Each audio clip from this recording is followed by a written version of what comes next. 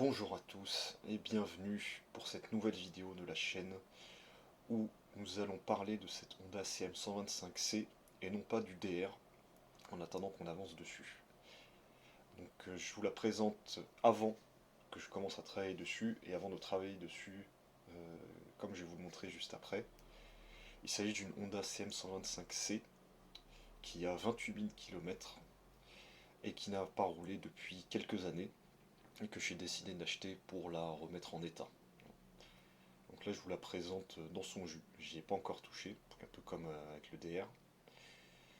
C'est une vidéo un peu improvisée que je ne pensais pas sortir, mais étant donné qu'on n'a pas terminé les peintures sur le DR, je vous propose cette vidéo parce que c'est une super moto qui mérite qu'on parle d'elle. Donc comme vous pouvez le voir, elle est assez poussiéreuse. Elle est saine, très saine dans l'ensemble, juste un peu poussiéreuse. Donc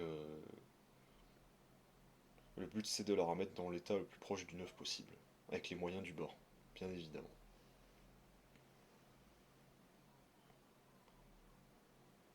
Donc pour commencer, je vais régler et contrôler le jeu aux soupapes sur ce moteur que je trouvais un peu bruyant au moment de l'acheter. Donc ici, moi, j'avais vu déposer le couvert de culasse donc, qui est tenu par deux vis sur le dessus.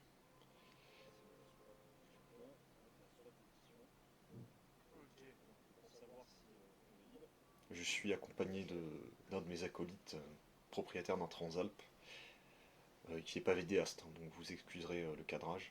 Tout ça a été filmé avant le DR, donc avant d'être équipé. Donc là, je fais tourner mon vilebrequin pour arriver au repère Top Dead Center et je contrôle mon jeu en m'assurant que mes culbuteurs soient libres, donc c'est le cas ici, parce qu'ils peuvent bouger. Donc je passe mes cales d'épaisseur et je constate qu'à l'échappement tout va bien, on est dans les clous, mais pas à l'admission où il n'y a pas du tout de jeu. Donc je desserre l'écrou de blocage et je desserre la vis de réglage jusqu'à atteindre le jeu préconisé par le constructeur qui est de 0,05 mm pour l'admission et pour l'échappement, comme vous pouvez le voir juste ici, en haut à gauche. Donc je passe ma cale de 0,05 mm entre la vis de réglage et la queue de soupape, et je vais tourner la vis jusqu'à sentir un léger contact. Donc il faut que la cale puisse passer entre la vis et la soupape, mais elle doit passer avec un contact, un peu de friction, disons. Donc là c'est le cas. Une fois que le jeu désiré est atteint, on peut resserrer l'écrou.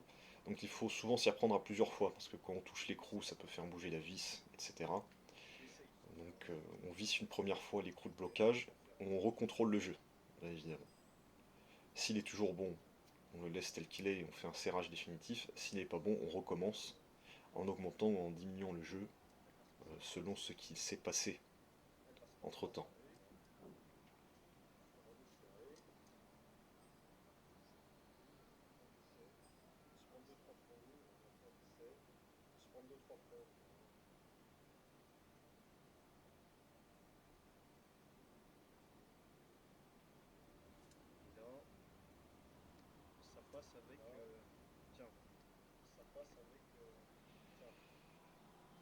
Donc là mon réglage est bon, j'ai pu resserrer l'écrou de blocage et on passe sur le cylindre de droite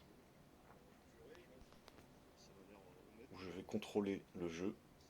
Donc ici à l'échappement, la cale de 0,05 passe avec un léger contact et pour m'assurer du jeu, je vais passer la cale de 0,06. Elle ne passe pas, ou bien extrêmement difficilement, il faut beaucoup insister. Donc on considère qu'elle ne passe pas. Et donc si la cale de 5 passe et pas la 6, ça signifie que le jeu est bien de 0,05 mm. C'est la façon de s'en assurer. Et c'est la même chose pour la soupape d'admission. Donc je n'ai pas eu besoin de toucher à ces soupapes, elles étaient déjà bien réglées, ce qui est quand même étonnant, étant donné que d'après l'ancien propriétaire, le réglage des jeux aux soupapes n'a jamais été fait. Ça c'est Honda. C'est pour ça qu'on aime Honda.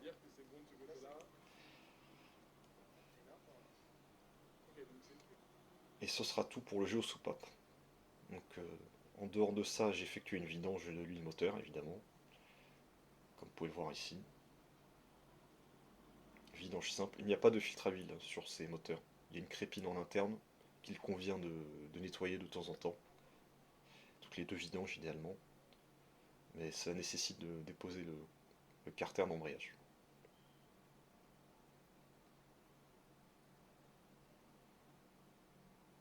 Donc la vidange est terminée. Maintenant je la remets en huile, comme on dit. Donc j'utilise de l'huile moto de chez Leclerc en 10W40 qui est largement suffisante pour ce genre de moteur. Elle est de qualité API SL, donc ce qui est largement supérieur aux préconisations constructeurs. Les huiles évidemment ont beaucoup progressé depuis les années 80 quand est sortie cette moto, donc quand on utilise des huiles d'aujourd'hui, elles sont largement suffisantes. Bien mieux que ce qui se faisait à l'époque. Donc là le niveau est bon. On ne le voit pas très bien à la caméra évidemment, mais le niveau est bon. Ensuite on a vidangé la fourche à l'avant, les fourches. Donc vous voyez la couleur de l'huile totalement noire. Alors ça c'est jamais fait en général sur les motos. Personne ne vidange sa fourche alors qu'il faut le faire tous les 5 ans en général. Donc l'huile est totalement noire et là vous pouvez voir la différence avec de l'huile neuve. De l'ATF dans ce cas précis. Rien à voir. Et le comportement de la moto évidemment s'en trouve amélioré.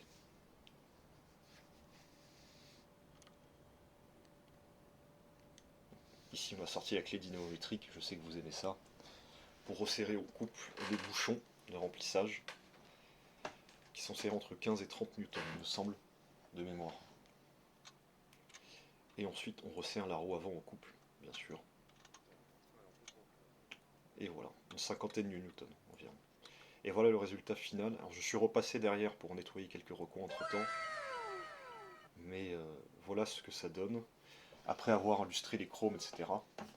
J'ai pas pu filmer tout ça, hein. Cette vidéo n'était pas destinée à YouTube à l'origine. Mais pour vous faire patienter en attendant la suite du DR, j'ai choisi de vous faire une petite vidéo sur cette CM. Je pourrais en faire d'autres. Cette CM a été vendue, mais j'en ai une de CM sur lesquelles je vous ferai du contenu bientôt. Donc le résultat est très convaincant, les chromes sont très bien revenus, comme vous voyez, elle est très très saine. C'est toujours un plaisir de travailler sur ces petites motos. Elles sont simples et ça reste gratifiant comme travail. Voilà, les chromes brillent bien, comme vous pouvez le voir. C'est vraiment une chouette moto. Donc on travaille toujours sur le DR. La suite va arriver dès que possible. Il nous reste le réservoir et quelques plastiques à peindre. Et je pourrai sortir la vidéo. J'espère la semaine prochaine, si tout va bien. Et pour finir, une petite photo. Donc dites-moi ce que vous pensez de ce genre de vidéo. J'espère qu'elle vous a plu et à bientôt.